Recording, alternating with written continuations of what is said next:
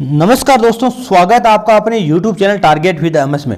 जैसा कि आप सभी को पता है, हम जीन पियाजे का 3 पार्ट पढ़ चुके हैं, जिसमें हमने पहले पार्ट में हमने पढ़ा था जीन पियाजे का सामान्य परिचय। इसके बाद हमने पढ़ा था आत्मसातीकरण और समायोजन की जो अवधारणाएं हैं, इन दोनों के बारे में पढ़ा था। अनुकूलन, एडेप्टेशन और उनकी कुछ सामान्य बातें किन किन पर प्रयोग किया, उनकी पुस्तकें कौन कौन सी है, इसके बारे में अध्ययन किया था। दूसरा जो पार्ट था उसमें हमने अध्ययन किया था कि जीन पियाजे की जो अवधारणाएं हैं, जिनमें स्कीमा, स्कीम्स, जीववाद, संरक्षण, आत्मकेंद्रिता, विकेंद्रीकरण, इनके बारे में हमने अध्ययन किया था। इसके बाद हमने जीन पियाजे की 4 जो अवस्थाएं, जिन्होंने 4 अवस्थाएं बताई है, उनके नाम पढ़े थे दूसरे पार्ट में। इसके बाद हमने तीसरी जो पार्ट है उसमें हमने पढ़ा था जो संवेदीगामक अवस्था है, उसके बारे में अध्ययन किया था और उसकी 6 उपावस्थाओं के बारे में भी अध्ययन किया था। इसके बाद हमारे पूर्व संक्रियात्मक अवस्था के बारे में अध्ययन किया था। दूसरी अवस्था पूर्व संक्रियात्मक अवस्था के बारे में अध्ययन किया था और उसकी 2 उपावस्था थी, उनके बारे में अध्ययन किया था। आज हम पढ़ेंगे तीसरी अवस्था और चौथी अवस्था। 2 अवस्था और बच की, तीसरी और चौथी अवस्था, इनके बारे में अध्ययन करेंगे और आज शायद जीन पियाजे का टॉपिक पूरा कंप्लीट हो जाएगा आपका। 4 पार्ट में हुआ है, चारों पार्ट को आप देखना। देखो, अगर आपको इसे अगर पूरी क्लास लेनी हो तो लगभग 1.5 से 2 घंटे में पूरी क्लास होती है, अगर किसी टीचर से लो तो। लेकिन मैंने यहाँ कम से कम 30 या 25 मिनट के वीडियो उपलब्ध कराने की कोशिश की है और आपको ये 4 क्लासेज है, मतलब वही 1.5 या 2 घंटा लगेगा आपको अगर पूरी क्लासें लोगे और चारों क्लासों को एक साथ लेना और उसके बाद आपको इनकी नोट्स बनाना। और अगर नोट्स आपको नहीं बना पाए तो आपको इसको Telegram channel target with MS पे अवेलेबल करवा दूंगा, वहाँ से ले लेना। और इसके बाद आपको जीन पियाजे को कहीं से पढ़ने की आवश्यकता नहीं पड़ेगी, ये चीज़ें आपको ध्यान में रख लेना। इसमें आरबीसी, एनसीईआरटी जितनी भी बुक्स है उनको शामिल किया गया है सबको। देखो, मूर्त संक्रियात्मक अवस्था तीसरी अवस्था आती है। जीन पियाजे की 4 अवस्थाएं बताई थी, संवेदीगामक अवस्था, दूसरा पूर्व संक्रियात्मक अवस्था, मूर्त संक्रियात्मक अवस्था और अमूर्त संक्रियात्मक अवस्था या औपचारिक संक्रियात्मक अवस्था, ये 4 अवस्थाएं थी। जिनमें तीसरी अवस्था आती है मूर्त संक्रियात्मक अवस्था, कॉन्क्रीट ऑपरेशनल स्टेज, 7 से 11 वर्ष। कितने वर्ष? 7 से 11 वर्ष। इस अवस्था को देखो, मूर्त को बोलते हैं ठोस। देखो, मूर्त और अमूर्त क्या होता है? मूर्त का मतलब होता है जो हमें मूर्त रूप में दिखाई दे रही है, जो हमें ठोस रूप में दिखाई दे रही है, उसी के बारे में हम चिंतन कर सकते हैं। तो ये तो हो गया मूर्त वस्तु, जो हमें ठोस रूप में दिखाई दे रही है। अमूर्त का मतलब जो हमें ठोस रूप में दिखाई नहीं दे रही, हमारे सामने जो नहीं है, वो होती है अमूर्त। मूर्त यानी जो दिखाई दे और अमूर्त यानी जो दिखाई ना दे। तो मूर्त को बोलते हैं ठोस। तो ठोस संक्रियात्मक अवस्था इसका नाम और पड़ गया। दूसरी बात, मैंने अब पिछली क्लास में आपको बताया था कि जो पूर्व संक्रियात्मक अवस्था है उसमें वाचक चिंतन नहीं कर पाता, तर्क नहीं कर पाता, तार्किक चिंतन नहीं कर पाता। लेकिन इस अवस्था में आते आते बालक तार्किक चिंतन कर पाता है, इसलिए इसे तार्किक चिंतन की अवस्था भी कहा गया। एक इसका जो इंपॉर्टेंट नाम है वो वैचारिक क्रिया अवस्था, इसको वैचारिक क्रिया अवस्था भी कहा गया। अब देखो, इसमें मैंने 2 एक्स्ट्रा चीजें भी जोड़ी यहाँ। देखो, इसमें जो विशेषता पढ़ेंगे उसमें हम एक चीज ध्यान रखना, देशिक चिंतन, स्पाशियल थिंकिंग मूर्त संक्रियात्मक अवस्था में आ जाता है, और एक इंडक्टिव रीजनिंग। अब देखो, कुछ विद्यार्थियों को ये कंफ्यूज हो सकता है कि इंडक्टिव रीजनिंग सर हमने तो अमूर्त संक्रियात्मक अवस्था में पढ़ा है। तो देखो, एक प्रश्न आया था स्टेट में, उसमें अमूर्त संक्रियात्मक नहीं मूर्त में माना गया था इसको, आगमनात्मक तर्कना को। आपको दोनों में ध्यान रखना है। इंडक्टिव थिंकिंग पर्सन के अकॉर्डिंग ध्यान में रखना है। अगर पर्सन में अकॉर्डिंग अगर दूसरा ऑप्शन थोड़ा सा स्ट्रॉन्ग है तो आपको इसको छोड़कर उसको करना है। तो मूर्त संक्रियात्मक अवस्था में भी आगमनात्मक तर्कना होती है और अमूर्त संक्रियात्मक अवस्था में भी मानी गई है, तो आपको ध्यान में रखना है। स्पाशियल थिंकिंग, देशिक चिंतन किस में आता है? तो मूर्त संक्रियात्मक अवस्था की विशेषता है। देखो, प्रयोग, इसमें किसका प्रयोग किया गया? तो संख्या प्रयोग और वर्गीकरण प्रयोग किया गया। किस पर प्रयोग किया गया? संख्या प्रयोग और वर्गीकरण प्रयोग किया गया। पियाजे ने सर्वाधिक कार्य इसी पर किया। पियाजे ने 4 अवस्थाओं में जिस पर सर्वाधिक कार्य किया वो कौन सी अवस्था है? तो वो है वैचारिक क्रिया की अवस्था या मूर्त संक्रियात्मक अवस्था। बच्चा मूर्त घटनाओं के संबंध में युक्ति संगत तर्कना कर सकता है, मतलब तर्कना का गुण आ जाता है, तार्किक चिंतन करने लग जाता है। वस्तुओं की विभिन्न क्षमताओं में वर्गीकृत कर सकता है, मतलब वर्गीकरण का गुण आ जाता है उसमें। वस्तुओं की मानस प्रतिमाओं पर, मेंटल जो इमेजेस है उन पर प्रतिक्रमणीय मानसिक संक्रियाएं, मतलब पलटा हुई चिंतन, इसका मतलब हो गया प्रतिक्रमणीय, रिवर्सिबल मेंटल ऑपरेशन, मतलब वापस जैसे 2 और 2 4 होते हैं तो उल्टा कर लो उसको वापस। राम श्याम का भाई है तो श्याम वापस राम का भाई है, ये प्रतिक्रमणीय चिंतन हो गया। या प्रतिक्रमणीय मानसिक संक्रियाएं, मतलब जितनी भी मानस प्रतिमाएं हैं उन पर पलटावी चिंतन कर पाता है बालक, तो ये करने में सक्षम हो जाता है। दूसरा अंतर्बोध परक विचार है वो तार्किक विचार के द्वारा विस्थापित हो जाते हैं। इसका मतलब क्या है, हमने पिछली क्लास में पढ़ा था पूर्व संक्रियात्मक अवस्था में दूसरी अवस्था पढ़ी थी, दूसरी उपावस्था पढ़ी थी हमने अंतर्बोध परक विचार या अंतर प्रज्ञा। तो वो विचार है वो किस में हो जाते हैं, तार्किक विचार के रूप में विस्थापित हो जाते हैं, मतलब चेंज होके तार्किक विचार बन जाते हैं। ये आपको ध्यान रखना है। पूर्व में किए गए शारीरिक कार्यों को मानसिक रूप से करने की सुविधा प्रदान करता है, मतलब पीछे की जो अवस्थाओं में हमने शारीरिक कार्य पढ़े थे उनको मानसिक रूप में करने की सुविधा प्रदान करती है ये अवस्था। ये मूर्त अवधारणाओं की पहचान कराती है, तार्किक चिंतन एवं विचारों में क्रमबद्धता आ जाती है। इस अवस्था में बालकों में तार्किक चिंतन एवं जो विचार है उनमें क्रमबद्धता आ जाती है, एक सीक्वेंस आ जाता है, मतलब एक क्रमबद्ध रूप से तार्किक चिंतन कर पाते हैं, मतलब एक विमा पर चिंतन नहीं करते, एक विमा पर तर्क नहीं करते, लेकिन क्रमबद्ध आ जाती है तार्किक चिंतन करने में। दूसरा संधारण या संरक्षण, कंजर्वेशन, ये मैंने आपको बताया था पहले भी, किसी रंग रूप में परिवर्तन होने से उसके स्थायित्व या कुछ गुणों में स्थायित्व या अपरिवर्तनीयता का जो विश्वास होता है, अपरिवर्तनीयता का जो विश्वास होता है वो क्या कहलाता है, संधारण या संरक्षण, कंजर्वेशन कहलाता है। तो इसमें संख्या क्षेत्र, द्रव्यमान, आयतन आदि का ज्ञान हो जाता है। अब देखो कुछ क्या होता है, कभी कभी तो पेपर बनाते समय क्या होता है, इंग्लिश को हिंदी में ट्रांसफर करते हैं, पहले पेपर इंग्लिश में बनाया जाता है और उसका हिंदी में ट्रांसफर किया जाता है, जिससे क्या कुछ दिक्कत हो जाती है। जैसे एक प्रश्न आया था सीटेट में, उसमें लिखा होता है एबिलिटी टू कंजर्व, और कंजर्व का उसने हिंदी अनुवाद कंप्यूटर ने कर दिया सुरक्षित रखने की योग्यता। तो आपको मैं तभी कहता हूं कि आप इंग्लिश की तरफ ध्यान रखें। ये संरक्षण की योग्यता था लेकिन सुरक्षित रखने की योग्यता आ गया, तो विद्यार्थियों को कंफ्यूज हो गया कि सर ये क्या आ गया इस प्रकार। तो इसमें ध्यान रखना आपको, कभी कभी क्या है इंग्लिश टर्म को आपने बहुत जरूरी है, क्योंकि उसका हिंदी अनुवाद अलग अलग अर्थ निकलते हैं। इसके बाद है जो हमने पढ़ा था पिछली अवस्था में केंद्रीकरण आता रहता है, यहाँ पे विकेंद्रीकरण का अभाव रहता है, लेकिन इसमें विकेंद्रीकरण आ जाता है। विकेंद्रीकरण क्या है, विमाओं का ज्ञान, मतलब अलग अलग विमाओं का ज्ञान, विभिन्न विशेषताओं पर ध्यान देने की सुविधा प्रदान करती है, चीज़ों को देखने व समझने के भिन्न भिन्न तरीके हैं। ये कहती है ये अवस्था कि किसी भी चीज़ को देखने के या समझने के अलग अलग तरीके, एक विशेषता पर ध्यान मत दो, विभिन्न विशेषताओं पर ध्यान दो, उसके अलग अलग विशेषताओं को अलग अलग विमाओं पर, डायमेंशन का मतलब विमाएं होती है, और इस पर अलग अलग विमाओं पर ध्यान दो, इसको बोलते हैं विकेंद्रीकरण। विकेंद्रीकरण, देखो हिंदी की दृष्टि से विकेंद्रीकरण गलत है शब्द, विकेंद्रीकरण होता है शुद्ध। व्युत्क्रमणशील चिंतन, उत्क्रमणशील चिंतन, पलटावी चिंतन, प्रतिक्रमणी चिंतन, रिवर्सिबल थिंकिंग, इसके इतने नाम है। पलटावी चिंतन बोलते हैं, व्युत्क्रमणशील चिंतन बोलते हैं, उत्क्रमणशील चिंतन बोलते हैं, प्रतिक्रमणी चिंतन भी बोलते हैं, रिवर्सिबल थिंकिंग बोलते हैं, मतलब उल्टे क्रम में सोचना। किस क्रम में, विपरीत क्रम में सोचना।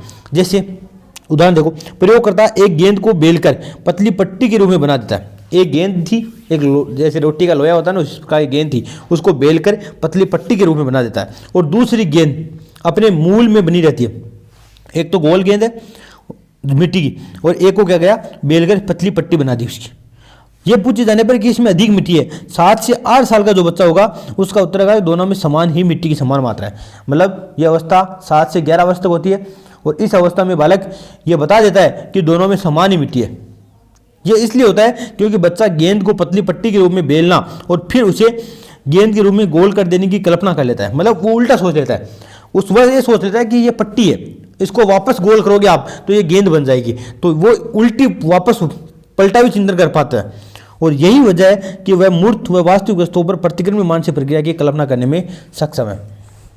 मतलब यही वजह, पलटावी चिंतन ही एक वजह है जो वस्तुओं को, मैंने पिछले प्रश्न में बताया था, वस्तुओं को याद करने में सक्षम होता है पलटावी चिंतन की वजह से, क्योंकि हम उस जो गेंद है और जो पतली पट्टी है उसको वापस गोल करने की योग्यता उसमें आ जाती है, और ये सोचने की योग्यता आ जाती है, कल्पना करने की योग्यता आ जाती है। इसे बोलते हैं पलटावी चिंतन। इस अवस्था में दिशाओं का ज्ञान हो जाता है, उल्टी गिनती करना सीख जाता है बालक, मतलब दिशाओं का ज्ञान 10, 9, 8, 7, 6, 5, 4, 3, 2, 1 उल्टी गिनती भी कर देता है। अब आपको ये ध्यान रखना है, ये पूछी जाती है विशेषताएं, कुछ महत्वपूर्ण संप्रदाय जो इस अवस्था में विकसित होते हैं। यह परीक्षा में ऑप्शन में यही चीजें पूछी जाती है। पहला ध्यान रखना, संरक्षण मैंने आपको पढ़ा दिया। संबंध, बालक संबंध बनाने लग जाता है, बालक अवस्थाओं में संबंध बनाने लग जाता है। इसके अलावा वर्गीकरण या वर्ग समूहन, क्लासिफिकेशन करने लग जाता है। पंक्तिबद्धता, क्रमबद्धता लगा जाता है। उत्क्रमणिकता, रिवर्सिबिलिटी, संरक्षण, संबंध, वर्गीकरण या वर्ग समूह, पंक्तिबद्धता, उत्क्रमणिकता, ये सब गुण आ जाते हैं इस अवस्था में। तो ये आपको ध्यान में रखना है। नेक्स्ट अवस्था आती है औपचारिक या अमूर्त संक्रियात्मक अवस्था। औपचारिक को बोलते हैं फॉर्मल और अमूर्त को बोलते हैं अब्स्ट्रैक्ट। ऑपरेशन स्टेज 11 से 15 अवस्था तक चलती है। एक प्रश्न पूछा गया था, वस्तुनिष्ठता और वास्तविकता की भूमिका किस अवस्था में बढ़ जाती है? वस्तुनिष्ठता और वास्तविकता की भूमिका, तो ये बढ़ जाती है औपचारिक या अमूर्त संक्रियात्मक अवस्था में। इसमें जो प्रयोग किया गया था वो पेंडुलम या सरल लोलक पर प्रयोग किया गया था। क्या प्रयोग है आपको ध्यान में नहीं रखना है, बस आपको इतना ध्यान रखना पेंडुलम या सरल लोलक पर प्रयोग किया गया था। और आपको भी बताया पेंडुलम या सरल लोलक फिजिक्स का एक प्रयोग है और ये फिजिक्स का प्रयोग है, इसका मतलब 11 से 15 वर्ष बड़ी अवस्था में ही किया जाएगा, इस प्रकार आप ध्यान रखना है। इसमें बालक में अमूर्त चिंतन आ जाता है। दूसरा आगमनात्मक चिंतन, इंडक्टिव थिंकिंग, वहाँ भी बताया मैंने आगमनात्मक तर्कना आ जाती है, यहाँ आगमनात्मक चिंतन आ जाता है। तो आपको यह भी ध्यान रखना है, इसको मैंने काट रखा है लेकिन आपको भी ध्यान रखना है, ये आगमनात्मक चिंतन यहाँ भी आता है वहाँ भी आता है, वहाँ आगमनात्मक तर्कना या आगमनात्मक चिंतन। इसके अलावा बालक में अभिसारी चिंतन आ जाता है। अभिसारी चिंतन क्या है? Convergent thinking. आप चिंतन वाला चैप्टर पढ़ोगे तब आप पढ़ोगे अभिसारी चिंतन और अपसारी चिंतन। अभिसारी चिंतन का मतलब एक समस्या का एक ही समाधान अथवा एक ही उत्तर होगा। अभिसारी चिंतन कहता है, अभिसारी चिंतन को कूप मंडू की संज्ञा भी दी गई है, मतलब एक समस्या का एक ही समाधान होगा, ये कहता है अभिसारी चिंतन। तो ऐसा गुण भी इसमें आ जाता है। दूसरा अपसारी चिंतन, डाइवर्जेंट थिंकिंग। डाइवर्जेंट थिंकिंग कहती है कि बहुत से समाधान अथवा बहुविध चिंतन, मतलब एक समस्या के अलग अलग समाधान बता सकता है। जो व्यक्ति अपसारी चिंतन करता है वो सृजनात्मक चिंतन करता है और ये एक समस्या के अलग अलग समाधान बता देता है। तो इसमें बालक में जो अमूर्त संक्रियात्मक अवस्था के बालक होता है उसमें दोनों गुण आ जाते हैं, अभिसारी चिंतन का भी और अपसारी चिंतन का भी। इसके बाद एक बहुत इंपॉर्टेंट चीज़ है, सबसे इंपॉर्टेंट चीज़ है इस अवस्था में जो पूछी जाती है और ये एनसीईआरटी का फैक्ट है, परिकल्पनात्मक निगमन तर्कना, हाइपोथेटिकल डिडक्टिव रीजनिंग। समस्या समाधान करने में किशोरों का चिंतन अधिक व्यवस्थित होता है। मतलब परिकल्पनात्मक निगमन तर्कना किस अवस्था में आ जाती है? तो अमूर्त संक्रियात्मक अवस्था है। किशोरों का चिंतन है अधिक व्यवस्थित हो जाता है। वे कार्य करने के संभावित तरीकों को, जैसे कुछ चीज़ें वैसी ही क्यों हो रही है, मतलब जो चीज़ें कुछ ऐसी हो रही है तो वैसी ही क्यों हो रही है, के बारे में सोचते हैं, क्रमबद्ध तरीके से समाधान को ढूंढते हैं। पियाजे ने इस प्रकार के तर्कपूर्ण चिंतन को परिकल्पनात्मक निगमनात्मक तर्कना कहा है। मैंने आपको पहले भी एक बताया था कि बालक अंतःप्रज्ञात्मक विचार में बताया था मैंने आपको कि बालक ये सोचता है कि पेड़ ऐसे ही क्यों बढ़ते हैं, आकाश नीला ही क्यों होता है, तो ये सोच रहे थे वहाँ तो, लेकिन यहाँ पर समाधान करते हैं क्रमबद्ध तरीके से, तर्कपूर्ण चिंतन करते हैं। तो इसको बोला है परिकल्पनात्मक निगमनात्मक तर्कना। हाइपोथेटिकल का मतलब होता है पहले परिकल्पना करेंगे कि ये चीज़ ऐसी क्यों हो रही है, फिर उस पर निगमनात्मक रूप से तर्कना करेंगे उसकी, तो इसको बोलते हैं परिकल्पनात्मक निगमनात्मक तर्कना। आपको बस इतना ही ध्यान रखना है कि ये कौन सी अवस्था में आता है, तो ये आता है अमूर्त संक्रियात्मक अवस्था में। इसके बाद बालक उपकल्पना निर्माण, समस्या समाधान की योग्यता इस अवस्था में आ जाती है। आत्म चेतना व आत्म ध्यान का विकास हो जाता है इस अवस्था में। अंतरसाध्यपरक तर्क, इंटरप्रिपोजिशनल लॉजिक, अंतरसाध्यपरक तर्क आ जाता है इस अवस्था में। दूसरा परिस्थापनात्मक सोच या प्रतिज्ञाप्ति सोच, प्रीपोजिशनल थॉट इस अवस्था में आ जाती है। विचारशील चिंतन, रिफ्लेक्टिव थिंकिंग इस अवस्था में आ जाती है। मतलब ये इस अवस्था की जो विशेषताएं हैं वो है उपकल्पना निर्माण, समस्या समाधान की योग्यता, आत्म चेतना व आत्म ध्यान का विकास, अंतरसाध्य परक, प्रस्तावनात्मक सोच, प्रतिज्ञाप्ति सोच, विचारशील चिंतन, ये सभी इस अवस्था की विशेषताएं हैं, ये आपको ध्यान में रखनी है, ये नाम याद रखना आप। दूसरा अनुपात और समानुपात संप्रदाय को समझने के लिए आनुपातिक विवेचन की भूमिका को जीन पियाजे ने उजागर किया है। तो पूछ ले कोई, आनुपातिक विवेचन की भूमिका को किसने उजागर किया है, तो जीन पियाजे ने। आनुपातिक विवेचन क्या है? अनुपात और समानुपात संप्रदाय को समझने के लिए कोई विवेचन है जिसे बोलते हैं आनुपातिक विवेचन। इसका किसने उजागर किया है? इसकी भूमिका को जीन पियाजे ने उजागर किया है। ये सीटेट में एक बार पेडागोजी में प्रश्न पूछा गया था। अब आपको ध्यान में रखना है अमूर्त और तर्कपूर्ण और आदर्शवादी विचार आ जाते हैं इसमें बालक, मतलब अमूर्त तो आएंगे, तर्कपूर्ण भी होंगे और आदर्शवादी विचार होंगे। दूसरे उनके बारे में क्या सोचते हैं, इनका मूल्यांकन करने में वे अधिक सक्षम हो जाते हैं। मतलब लोग उनके बारे में क्या सोचते हैं इसका भी वे अधिक रूप से मूल्यांकन कर सकते हैं, अधिक सक्षम हो जाते हैं मूल्यांकन करने में। किशोर स्वयं तथा दूसरों की आदर्श विशेषताओं के बारे में सोचना प्रारंभ कर देते हैं। मतलब खुद के बारे में और दूसरों की जो आदर्श विशेषताएं उनके बारे में सोचना प्रारंभ कर देते हैं तथा स्वयं की तुलना उन आदर्श मानकों के आधार पर करता है। मतलब कोई व्यक्ति, ये 11 से 15 वर्ष के जो बालक है ये किसी व्यक्ति को आदर्श मानने लगते हैं और अपनी तुलना और दूसरों की तुलना उस आदर्श स्थितियों के आधार पर करने लगते हैं। तुलना उन आदर्श मानकों के आधार पर करते हैं जैसे एक आदर्श माता पिता कैसे होंगे वे इसके बारे में सोच सकते हैं, एवं अपने माता पिता की तुलना उन आदर्श मानकों से करते हैं। जैसे फिल्मों में देखते हैं इस प्रकार वे अपने एक आदर्श बना लेते हैं कि यह आदर्श माता पिता है, और अपनी तुलना भी और अपने माता पिता की तुलना भी उन आदर्श माता पिता से करता है, या आदर्श गुरुजनों की तुलना, जैसे जितने भी गुरुजन उनकी तुलना एक आदर्श गुरु जी से करता है। तो इस प्रकार तुलना करने लग जाता है।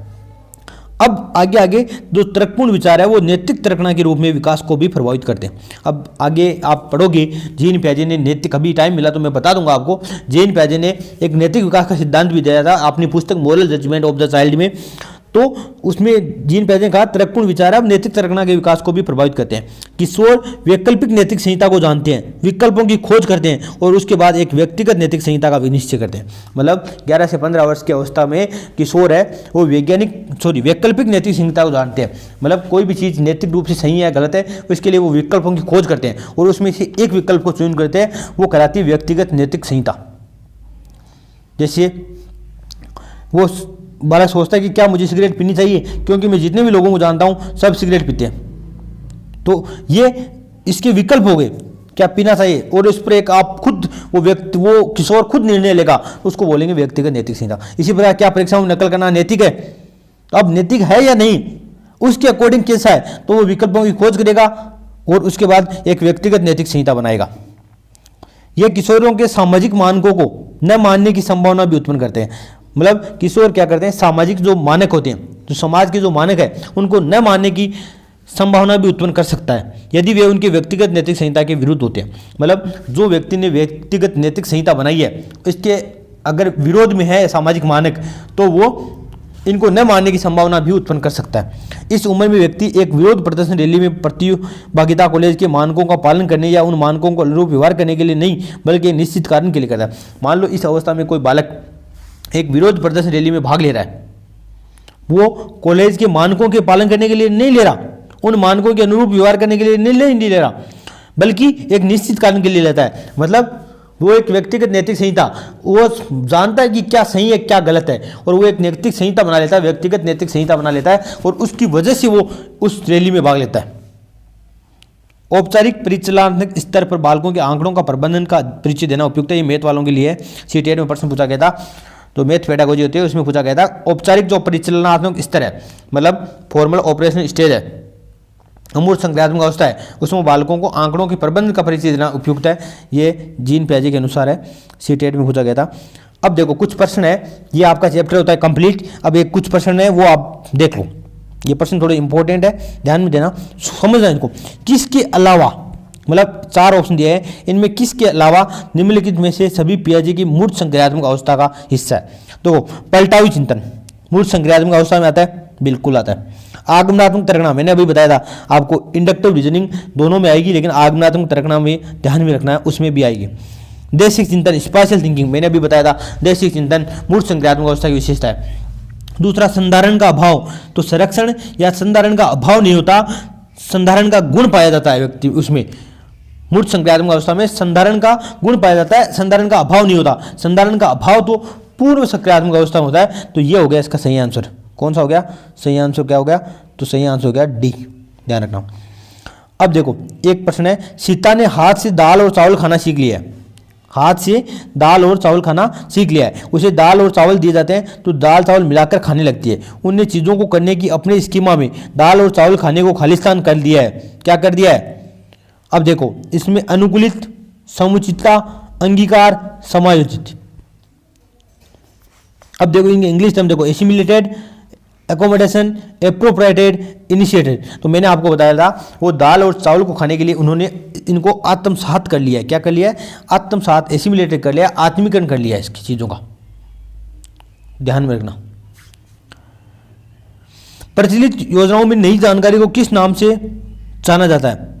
प्रचलित योजनाओं में नई जानकारी को जोड़ना किस नाम से जाना जाता है? तो मैंने आपको बहुत अच्छे समझाया, आत्मसातीकरण के नाम से जाना जाता है। पियाजे के सिद्धांत के अनुसार निम्नलिखित में से कौन सा व्यक्ति संज्ञानात्मक विकास को प्रभावित नहीं करेगा?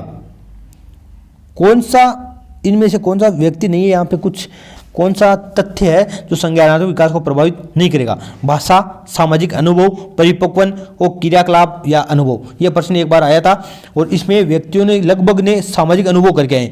वो सोच रहे हैं कि सामाजिक अनुभव वाइगोत्स्की का है, तो मैंने आपको बताया था कि कौन कौन से प्रभावित करते हैं जीन पियाजे के अनुसार। तो सामाजिक अनुभव, सोशल एक्सपीरियंस।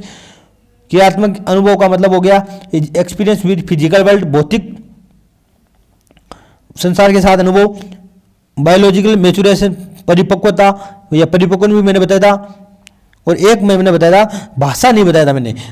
पियाजे भाषा को चिंतन में प्रभावित, संज्ञानात्मक विकास जितना भी है उसमें भाषा को महत्वपूर्ण नहीं मानते जीन पियाजे। तो आपको ध्यान रखना, जहाँ भाषा आ जाए वो जीन पियाजे के अंतर्गत नहीं आएगा। तो ये संज्ञानात्मक विकास को प्रभावित नहीं करता, जीन पियाजे ने कहा है। तो ये सामाजिक अनुभव प्रभावित करता है। नवीन जानकारी को शामिल करने के लिए वर्तमान स्कीमा में बदलाव की प्रक्रिया, मतलब नई जानकारी शामिल करनी है। वही बात, वर्तमान स्कीमा में बदलाव कर रहा है तो क्या करा? आत्मसातीकरण कर रहा है। मानसिक संरचनाएं जो चिंतन के निर्माण प्रखंड है। मानसिक संरचनाएं, मन की जो मानसिक संरचनाएं हैं वो चिंतन के जो निर्माण प्रखंड है, मतलब चिंतन के निर्माण के लिए जो आवश्यक है, ऐसे के लिए पियाजे ने किस शब्द का उल्लेख किया है? स्कीमा, विकास के क्षेत्र, जीन, परिपक्वन। तो आपको पता होगा स्कीमा। मैंने आपको बताया था चिंतन करने के लिए जो आवश्यक होता है वो क्या होता है? स्कीमा। ऐसी मानसिक संरचनाएं जो चिंतन के लिए आवश्यक है या चिंतन के निर्माण के लिए प्रखंड है, निर्माण प्रखंड है, वो क्या कहलाते हैं? स्कीमा। पियाजे के अनुसार बच्चों को मानसिक निरूपण पर संक्रियाओं का निष्पादन करने की योग्यता विकास की किस अवस्था में विकसित होती है?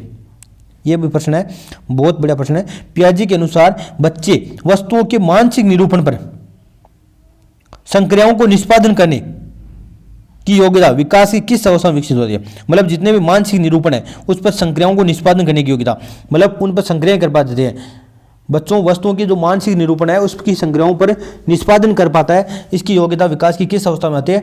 तो ये आती है मूर्त संक्रियात्मक अवस्था। आपको ध्यान में रखना है, मूर्त संक्रियात्मक अवस्था में बच्चे वस्तुओं के मानसिक निरूपण पर, जो मन का जो मन में जो निरूपण है उस पर संक्रियाओं के निष्पादन करने की योग्यता विकसित हो जाती है। निम्नलिखित में कौन सी पूर्व संक्रियात्मक विचार की एक सीमा नहीं है? अब ये बहुत इंपॉर्टेंट प्रश्न है, सीटेट में पूछा गया था। मतलब कौन सी पूर्व संक्रियात्मक विचार, पूर्व संक्रियात्मक विचार आपको दिमाग में आ गया होगा कि एक सीमा नहीं है, मतलब एक गुण होना चाहिए, सीमा नहीं होनी। मतलब बाकी तीन है वो क्या है? उसके दोष है, सीमा है, लेकिन एक गुण है इसमें। देखो, प्रतीकात्मक विचार का विकास यह तो होता है पूर्व संक्रियात्मक अवस्था में। अहम मान्यता, इगोसेंट्रिज्म, यह भी होता है। अनुत्क्रमणीयता, यह भी होता है। ध्यान केंद्रित करने की प्रवृत्ति, सेंट्रेशन, केंद्रीकरण। अब ध्यान केंद्रित करने की प्रवृत्ति नहीं है, टेंडेंसी टू कंसेंट्रेट, मतलब इसका मतलब सेंट्रेशन है, मतलब संरक्षण, सॉरी केंद्रीकरण है। क्या है? टेंडेंसी टू कंसेंट्रेट, मतलब एक ही वहाँ पर केंद्रित करने की योग्यता है, केंद्रीकरण।